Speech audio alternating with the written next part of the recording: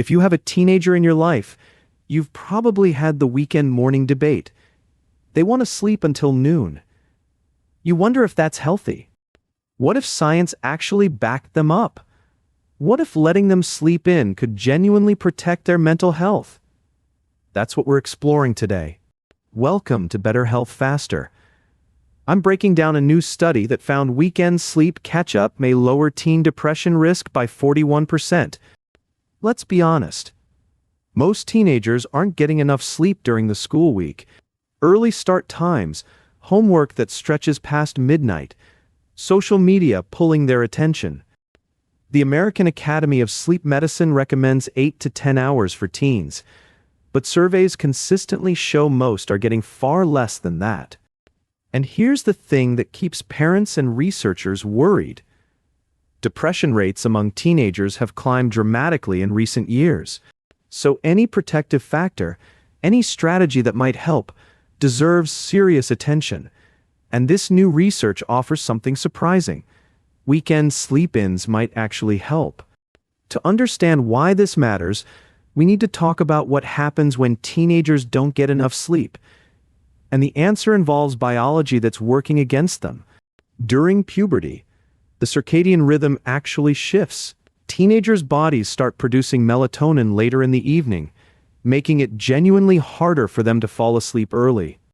This isn't laziness or poor discipline. It's a fundamental biological change. Their internal clock is literally telling them to stay up later and wake up later. But here's the problem. Most high schools in America start before 8 a.m. Many start even earlier. Biology says stay up late. School says wake up early. That creates a sleep deficit that builds throughout the week. By Friday, many teens are running on fumes, carrying hours of accumulated sleep debt. Sleep debt isn't just about feeling tired. Research has linked chronic sleep deprivation in adolescents to mood disorders, anxiety, difficulty concentrating, and yes, depression. So the question researchers have been asking is, can you actually recover from weekday sleep deprivation? Can weekend sleep-ins repair some of that damage? Earlier studies on this topic focused largely on school-age teens in China and Korea. The results were promising, but researchers weren't sure if they applied to American adolescents. Different cultures, different school schedules, different lifestyle factors. Scientists needed data specifically from the United States to draw meaningful conclusions for American families. That's exactly what researchers from the University of Oregon set out to provide. They published their findings in the Journal of Affective Disorders in January 2026. The team analyzed data from the National Health and Nutrition Examination Survey, which collected information from 2021 through 2023. This is large-scale, rigorous national data. They specifically looked at people ages 16 to 24. That's the age range when both sleep patterns and mental health concerns become especially significant. The methodology was straightforward but important. Researchers calculated weekend catch-up sleep by comparing average weekend sleep with average weekday sleep amounts. They then cross-referenced this with assessments of depressive symptoms. The question, did those who slept more on weekends show different mental health outcomes? Here's the headline finding. People ages 16 to 24 who caught up on sleep over the weekend showed a 41% lower risk of depressive symptoms. 41%. That's not a marginal difference. That's a substantial reduction in risk, comparable to some of the protective effects we see from exercise or social connection. This research offers one of the first looks at weekend catch-up sleep among typical adolescents and young adults, specifically in the United States. The researchers were careful to note this wasn't a clinical trial. It's observational data. But the correlation was strong enough to warrant attention and further study. As the University of Oregon research team stated, when teens cannot meet the ideal target of 8 to 10 hours during the week, sleeping longer on weekends may help. They specifically said it may help reduce the risk of depressive symptoms. Notice the careful language. may help reduce risk. This is how good science communicates. Now let's talk about what this means in practical terms. How much weekend sleep are we talking about? Is there such a thing as too much catch-up sleep? The research does point to what they call a sweet spot. Enough extra sleep to provide recovery, but not so much that it disrupts the body's rhythm entirely. Sleeping in for an extra hour or two on weekend mornings appears beneficial, but staying in bed until late afternoon creates its own problems. This brings us to a concept called social jet lag. When your weekend wake time differs dramatically from your weekday wake time, it's like flying across time zones without leaving home. Your body struggles to adjust. Monday morning feels brutal. That groggy, disoriented feeling isn't just reluctance to start the week. It's physiological confusion. So the goal isn't to sleep until 2 p.m. every Saturday and Sunday. It's to strategically extend sleep enough to recover without creating a jarring shift for Monday. The researchers suggest that 1 to 2 hours of additional weekend sleep may hit the right balance.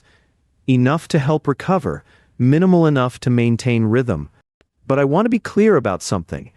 This study doesn't mean weekend sleep-ins are a replacement for adequate weekday sleep. The researchers emphasized this point. Think of weekend catch-up sleep as a safety valve, not a permanent solution. It may help buffer some of the damage from weekday sleep deprivation, but it doesn't eliminate the need for change. The ideal remains consistent, adequate sleep every night. That's what bodies are designed for. But in the real world, where that's often impossible, recovery strategies matter. And that's actually what makes this research so valuable. It's practical. It acknowledges the messy reality of teenage life rather than just repeating impossible advice. There's also an ongoing debate in sleep science about whether catch-up sleep is truly restorative. Some researchers argue it merely masks underlying sleep debt. The concern is that this finding could be misinterpreted as permission to maintain unhealthy weekday sleep patterns, as long as weekends compensate. That's not what the researchers are saying. They're saying, given that many teens already aren't getting enough weekday sleep, weekend recovery appears to offer some protection. It's a harm reduction approach, not an endorsement of sleep deprivation. And that distinction matters for how parents and teens interpret this information. Sleep deprivation affects teenagers differently than adults. Their developing brains are more vulnerable to the effects, and recovery mechanisms may work differently too. The prefrontal cortex, which governs decision-making and emotional regulation, is still developing into the mid-20s. Sleep deprivation hits this area hard. This may explain why the protective effect of catch-up sleep was observed specifically in the 16 to 24 age group. Their brains may particularly benefit from recovery periods. Now let's talk about the depression connection specifically. Why would sleep and mental health be so closely linked in teenagers? Sleep serves multiple functions for mental health. It allows the brain to process emotional experiences, consolidate memories, and clear metabolic waste products. When sleep is cut short, these processes don't complete. Emotional processing gets interrupted. Stress hormones stay elevated. The brain's chemistry shifts toward inflammation. Over time, this creates conditions where depressive symptoms are more likely to emerge. It's not that poor sleep causes depression directly, but it creates vulnerability. Weekend catch-up sleep may provide enough recovery to interrupt this cascade, not fully reversing the damage, but providing enough relief to reduce accumulated risk. The study participants who showed the 41% lower depression risk weren't sleeping perfectly. They were simply recovering better than those who didn't catch up. This is important context. These weren't ideal sleepers. They were typical teenagers dealing with typical constraints. Weekend sleep-ins were their accessible coping mechanism. And that accessibility matters. Not every family can afford therapy or meditation apps or other interventions, but most families can let a teenager sleep in on Saturday. So what should parents and caregivers take from this research? Let me offer some practical guidance, keeping in mind that every family situation is different. If your teen can't get enough sleep during the week, don't feel guilty about letting them sleep in on weekends. This research suggests that recovery time matters. The data indicates that teens who caught up on weekend sleep showed meaningfully lower depression risk. That's worth considering when Saturday rolls around. Second, aim for the sweet spot. 1 to 2 hours of extra sleep on weekends appears to provide benefits without creating the social jet lag problem. So if your teen normally wakes at 6:30 for school, letting them sleep until 8 or 8:30 on weekends hits that helpful range. Sleeping until noon or later? That crosses into territory where Monday becomes much harder. The goal is recovery, not total schedule disruption. Third, keep working on improving weekday sleep as the long-term goal. Weekend recovery is a safety valve, not a permanent solution. This might mean setting reasonable homework boundaries, limiting screen time before bed, or creating a consistent bedtime routine even on school nights. Small improvements in weekday sleep reduce the deficit that needs weekend recovery. But be patient. Habit change takes time, especially with teenagers. Fourth, consider advocating for later school start times in your community. The research on this is strong. When schools start later, teen mental health improves. California recently mandated that high schools can't start before 8:30 a.m. Other states are following. Policy change can create conditions where teens naturally get more sleep. Fifth, continue monitoring your teen for signs of depression, especially if they're chronically sleep deprived. Weekend sleep-ins may help, but they're not a treatment for existing depression. If your teenager shows persistent sadness, withdrawal from activities they used to enjoy, or changes in appetite along with sleep problems, please consult a healthcare provider.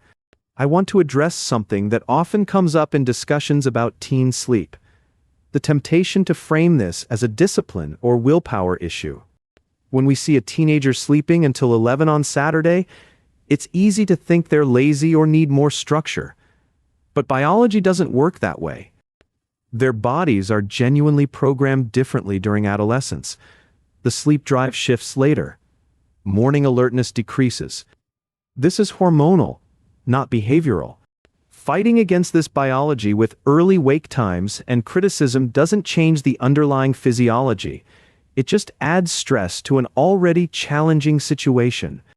This research gives families permission to work with teenage biology rather than against it. That's a valuable shift in perspective. It's worth noting that this study specifically looked at ages 16 to 24. Younger children have different sleep needs and patterns. For younger kids, the circadian shift hasn't happened yet. They often wake early naturally. The sleep dynamics change as puberty progresses. By the late teens and early 20s, the pattern typically starts shifting back toward earlier schedules.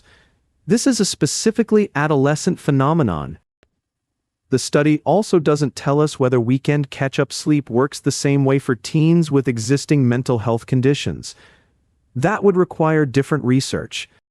If your teenager already has depression or anxiety, sleep optimization is still important, but it should be part of a broader treatment plan supervised by professionals. The researchers also controlled for various factors that could influence both sleep and depression. Things like overall health, socioeconomic status, and physical activity. Even after accounting for these factors, the protective association between weekend catch-up sleep and lower depression risk remains significant. That strengthens the finding. Of course, like all observational research, this study can't prove that weekend sleep-ins directly cause lower depression rates. Correlation isn't causation. It's possible that teens who can sleep in on weekends have other protective factors, like less demanding home environments or lower stress levels overall. The researchers acknowledge these limitations, but they still believe the association is strong enough to inform practical recommendations while more research continues. What makes this study particularly valuable is its use of national survey data. This wasn't a small sample from one region. It reflects teens and young adults across America. That broad sampling increases confidence that the findings might apply to your teenager, regardless of where you live or your family's specific circumstances. Sleep is one of those health factors that crosses all boundaries. Every teenager needs it. Every teenager struggles with it to some degree. And now we have more data on how to cope.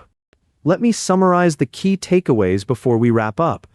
First, weekend catch-up sleep appears to offer real mental health protection for teenagers and young adults. The 41% lower depression risk associated with weekend sleep recovery is a meaningful finding that parents and caregivers should know about. Second, aim for about 1 to 2 extra hours on weekend mornings. Enough to recover, but not so much that Monday becomes impossible. This is a harm reduction strategy, not an ideal. Keep working toward better weekday sleep while using weekend recovery as a buffer. Fourth, advocate for systemic changes like later school start times. Individual coping strategies help, but policy changes help everyone. And fifth, remember that persistent sleep problems paired with mood changes warrant professional attention. This information supports good sleep habits, not treatment. This content is for informational purposes only and is not a substitute for professional medical advice. Always consult your doctor before making changes to your health routine. Teen mental health is something we all worry about. It's encouraging when research points towards something accessible and practical that might help. Weekend sleep-ins won't solve everything, but knowing they might offer protection? That's one less thing to feel guilty about as a parent. Let your teenager sleep in this weekend. The science suggests it might be good for them. And maybe you can sleep in too. Thanks for listening to Better Health Faster. If this episode was helpful, share it with another parent who might need to hear it. Take care of yourself this week.